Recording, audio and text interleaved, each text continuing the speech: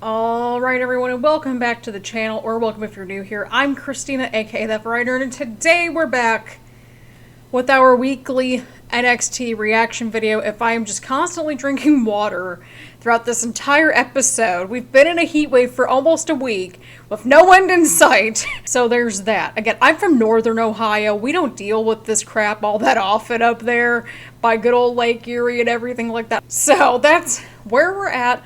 But if you missed all the reactions, we reacted to AEW Rampage, we reacted to SummerSlam and TakeOver 36, so those are all up, and we've got the podcast started, so that's quite exciting too. So if you missed all that, those are the most recent uploads and that sort of thing, and all those links will indeed be in the description down below. But we've got to see what happens now that TakeOver 36 is behind us and we are into this brand new era of NXT. So as per usual, grab your snacks, grab your choice of beverage, please stay freaking hydrated, and let's get right into the reaction. Look at our dude with the $1 million championship. This is awesome. Oh, look at the nameplate too. That's cool. I like how they add a little nameplate for like certain people or like if they're champions and stuff like that. I think that's cool. I want to know what Cameron Grimes and good old Ted here have to say. This is one of these things that shouldn't work, but it works, and I'm here for this. Hey, at least we've got some continuity, and they're bringing up, you know, how they went off on a rocky start. And also, you didn't want that for yourself or for Ted, so I feel like that adds up. I wonder what happens with this championship now, you know what I mean? Is this going to be defended regularly, or what's happening here? Thank you! See, this man's thinking what I'm thinking. What's next for Cameron Grimes? Cameron Grimes dollars? Oh my god. Oh, that's awesome. Well, yeah, it's not legal tender, Wade, but it's just, it looks cool. Let the people have their Cameron Grimes dollars. Come on. Hi, this is Christina. I am in the process of editing this video as we speak. Apparently I missed the detail that Ted DiBiase just pulled one last one on Cameron Grimes, and that Ted DiBiase ended up giving Cameron Grimes a replica title, as in the replica $1 million championship. So apparently that means possibly that the $1 million championship is no longer a thing. And that'll come into play later on in this episode, because LA Knight shows up during Samoa Joe's address, and we got really confused because I was just like, wait, shouldn't he go after Cameron Grimes? But now that we've got that established and clarified, now everything is starting to add up a little bit more. So just wanted to add in this anecdote while we're at it. Alright, so I missed the first couple minutes of this match because I had to go get my first round of Amazon orders from downstairs. We don't have a lot of stuff, it's just like the essentials, like paper towels, which that can get bulky. Bulk items, there we go. Alright, so Ridge Holland's in control of Timothy Thatcher. We've got Ciampa sitting on the chair outside the ring. And then Pete Dunne is just pacing the ring menacingly, which sounds about right. Oh man, they're going like right after each other's hands and arms and everything like that. Oh my god. Thatcher terrifies me. You would think it'd be more like Ridge Holland that terrifies me, but no, it's Thatcher. That man's terrifying. I think that's a good summary of this match from Wade Barrett. Strength versus technique. And Thatcher's technique is probably what scares me. There we go. But it's nice that Ridge Holland gets this kind of a matchup so that he can kind of show what he can do more. So, that's always a positive. I think a slugfest is the understatement based on what we kind of saw during the picture-in-picture. Wait, why did Ciampa go after Holland just for no reason right there? At least Ridge Holland won this match. Oh, Danny Burch is back! Alright, we're in business right now. Where did Thatcher come from? You know that you've kind of went too far if Pete has to hold you back. Pete and company are back together, so that's quite nice.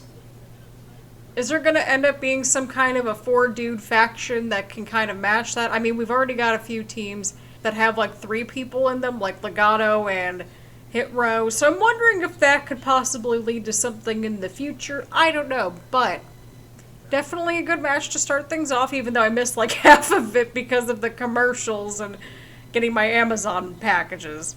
Oh my god, there's actual index shirts. Wrestling weddings never end well. Alright people, let's go get our best outfits on for September 14th. So does that mean that we get to hear Dexter talk finally? Why would you want to marry somebody that has a track record of, like, just kidnapping people on this program? Have we not watched the last 6 months to a year at this point? Oh, it's alright, Wade. I wouldn't want to go to the wedding neither. Don't feel bad.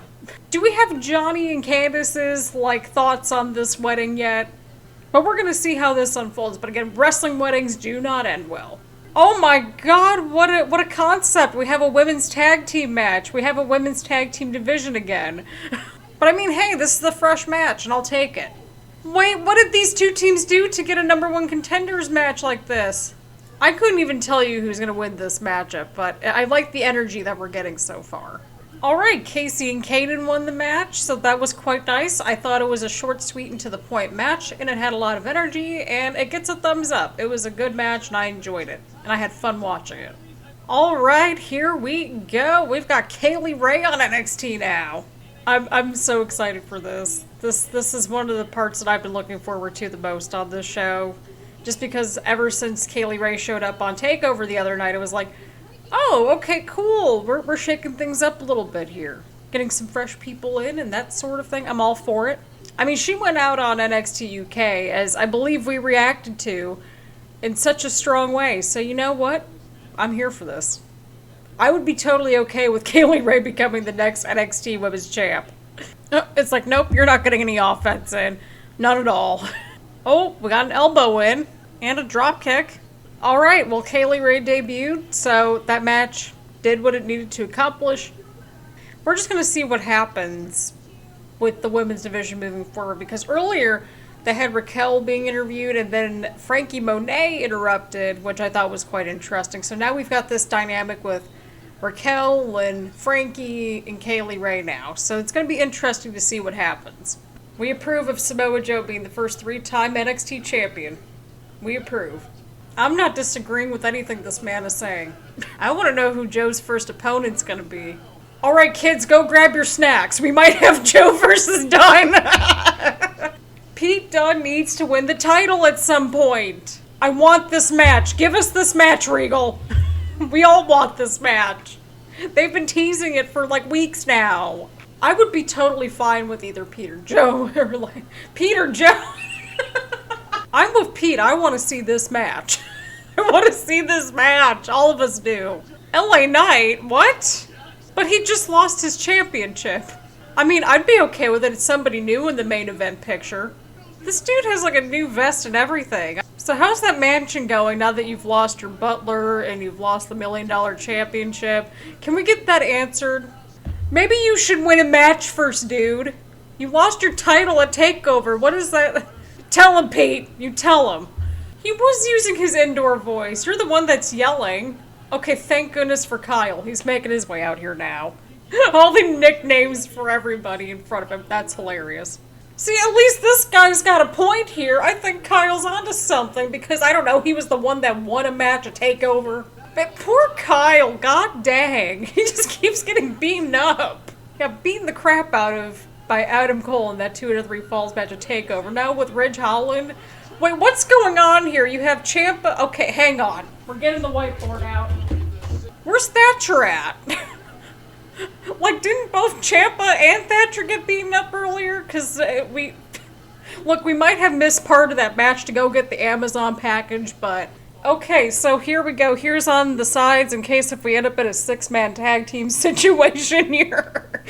I was like, all these people are coming out of nowhere. I need to visualize this. If I had to pick one of those matches that we're going to get first, let it be Pete or Dunne. For all of us. Kyle's eventually going to win it at some point, but I don't know when. Probably Pete as well. It's not a matter of if, it's more like a when sort of situation. But I want to see Samoa Joe just beat people up. I don't care how or who at this point. Make it happen. Alright, so we got this breakout tournament finals. The winner gets a championship opportunity of their choosing.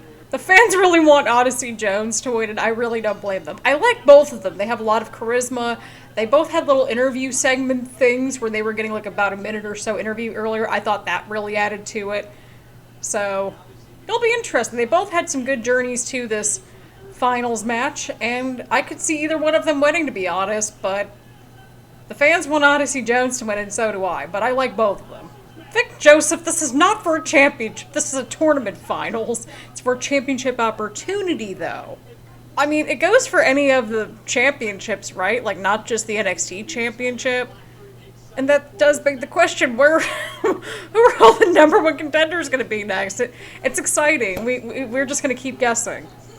Why would we think that Carmelo Hayes is the final boss in this whole tournament? Oh my god, okay, that was quite cool.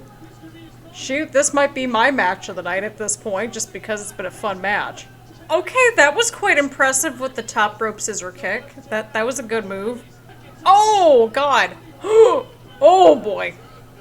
That's it, fam. Oh! Oh, a sneaky pin! Wait, what? That was a 3 count? Alright, we're gonna have to rewind this, because I did not see 3. 1, 2, 3. Okay, there we go. It didn't look like a 3 count at first, but okay, it was a 3 count. We're good. We're good. That was a solid match, though. That was a really solid match, and I enjoyed it. How many... Okay, so we've got Birch and Lorcan, who worked out there earlier. We did miss you, Danny Burch. We really did. That's true. They did not lose the tag titles. They had to relinquish them.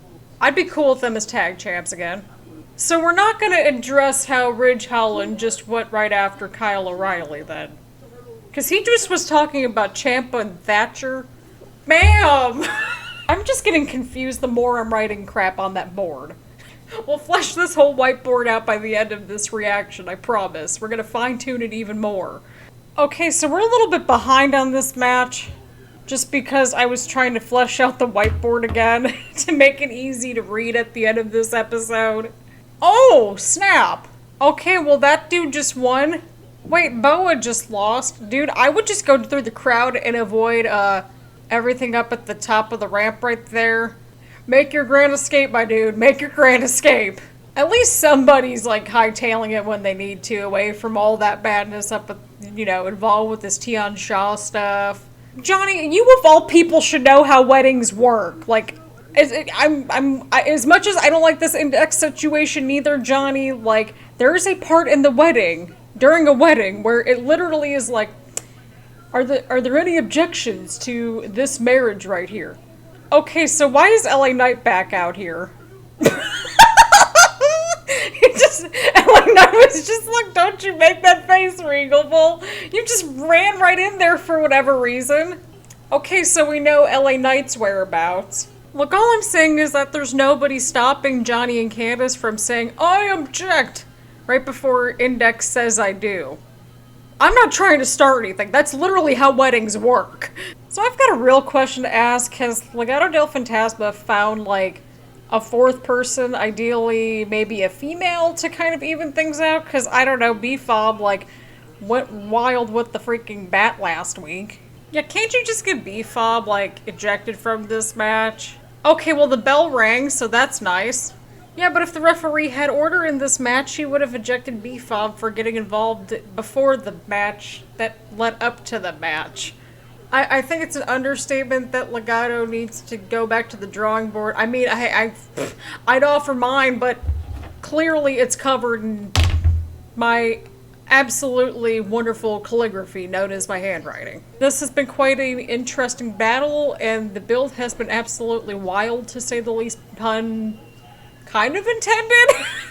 I realized the pun when I was in the middle of speaking, so that's why we're going with kinda there. I don't know if I would have used cutthroat charisma, but we'll go with it. Oh, he caught Swerve right before he could get the tag in. I'm just trying to figure out who we're supposed to cheer for in this match, but I don't know. That was some good height right there on the elbow. Oh, I don't like this. He just picked up both of them! Escobar, get in there and do something about this. Oh my god, he just caught Escobar. Well, I mean, one of them kind of fell backwards, but you know what? It was still impressive, so that gets a thumbs up right there. We'll actually give that a little bit of a clap. Oh my god, okay, that was certainly a cool way to break up the pin. I like the energy of this matchup. Everybody's had some cool moments in here, and I love it. Oh my Jesus, take the wheel. That was wild. What is happening at this point? Oh, B-FAB just, like, rammed freaking Escobar right into the post. I'm telling y'all, they need a fourth person, like, even if it's a temporary thing. Okay, I turned up the commentary so that I could hear the name so that we could know what we were talking about. Elektra Lopez is this person's name. Wait, so hold up here. Time out. The referee saw the pipe because he saw Lopez tossing it over to Swerve, who caught it. And the referee just let everything continue, and we got a sneaky pin at the end. Okay, so the last time we saw this Elektra Lopez, she was in a 2-minute and 30-second match with Frankie Monet on the June 22nd edition of NXT. Overall, we got a new development with the emergence of Elektra Lopez within Legado Del Fantasma. I don't know if it's like a temporary thing or a full-time thing moving forward, but we'll have to see what happens. It keeps things fresh and moving, and I'm interested to see where this next chapter of this feud is going to take us next. Oh boy, I don't think y'all want to see how the whiteboard turned out, but it would just, it would totally make Dexter Lumis's calligraphy just, it's giving it a run for its money. But here we go, here's what the whiteboard ended up being at the end of the night. Because they basically gave us like 3 matches like right towards the end of the show coming up for next week. We've got Ciampa versus Ridge Holland coming up next week. And that's no longer a question mark. It's a thing. LA Knight is taking on Johnny Gargano after they were yelling at each other in Regal's office. Kyle versus Duke is happening next week, but we can't forget about the Ridge Holland situation because that happened right there. He attacked Kyle, as we saw. Ciampa and Thatcher got called out by Danny and Oni, I think. Something like that. After the opening match kind of went into disarray after the match, that's how we're getting Ciampa versus Holland right away. For right now, it looks like the person that has the most, probably going on, possibly, is going to be Kyle O'Reilly, who just needs a freaking vacation at this point. But overall, this week was, as you can tell, very chaotic, but I think it sets the tone for NXT moving forward. But I thought we had a lot of interesting developments in general, lots of moving pieces. Let me know what you all thought of this week's NXT. Thank you all super duper much. We have crossed the path to 300 subscribers. This channel basically imploded this weekend, to say the least. We're almost to 50,000 total views too, which is insane to me. It's going to be crossing any day now. So thank you all super duper much for all the love and support for this crazy channel and everything that we do around here. And stay tuned. We will be releasing the next episode of the podcast. Yeah, we actually finally started the podcast. We will leave those links in the description as well. The next episode should be out on Friday. We're going to be talking about American Horror Story, so I don't know if that's of interest to any wrestling fans who might have some crossover stuff. Literally, maybe because of Karrion Kross's mess from last night. I don't know. There's a potential for some crossover, pun intended. And on that note, I'm going to see myself out. So, hope everyone's staying safe and staying healthy. Again, leave a like, leave a comment, hit the subscribe button, and check out all the links down below. So, on that note, thank you all so much for tuning in, and I will see you all around later. Bye, everyone.